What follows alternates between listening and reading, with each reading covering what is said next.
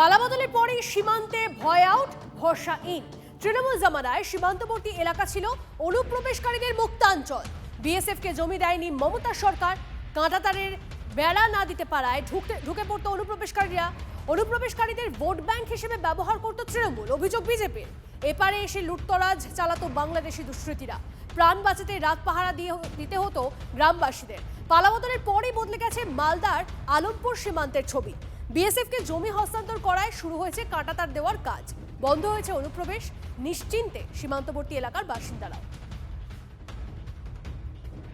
আমি যে এই মুহূর্তে যেখানে দাঁড়িয়ে আছি, এই যে জঙ্গলের মধ্যে সরু রাস্তা, যে সরু রাস্তা ধরে হেঁটে চলেছি, এই রাস্তায় কিন্তু বারবার বাংলাদেশি অনুপ্রবেশকারীরা ব্যবহার করে এসেছে। শুধু এই পথই কেন বলবো, সীমান্ত সংলগ্ন এই ধরনের জঙ্গলের মধ্যে সরু পথ তারা বহুবার ব্যবহার করেছে। এবং এলাকাবাসীদের অভিযোগ, এই সমস্ত অনুপ্রবেশকারীদের এখানে নিয়ে আসার, বিশেষ করে ভারতে নিয়ে আসার ক্ষেত্রে স্থানীয় কিছু নেতারও মদত রয়েছে, এমনটাই তারা অভিযোগ করেছেন। কিন্তু এখন এই সমস্ত অনুপ্রবেশকারীদের যাতায়াত একেবারেই বন্ধ। অনেক নিশ্চিন্তে রয়েছেন স্থানীয় বাসিন্দারা, গ্রামবাসীরা। কারণ এখন নজরদারি অনেক বেশি। টহলদারি বিএসএফের তো রয়েছে, পাশাপাশি এই যে ফেন্সিং, এই ফেন্সিংয়ের আমূল পরিবর্তন হয়ে যাচ্ছে।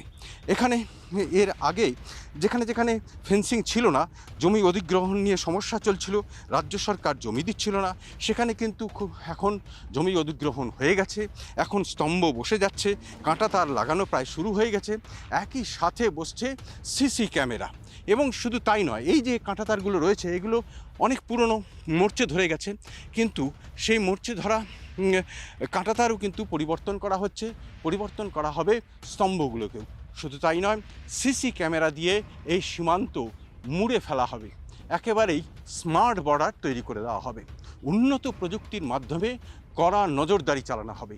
এরপর অনুপ্রবেশকারী কেন, ওই পার থেকে কোনো মাছিও যদি গলে যায়, সেটাও নজর এড়াবে না। Brought to you by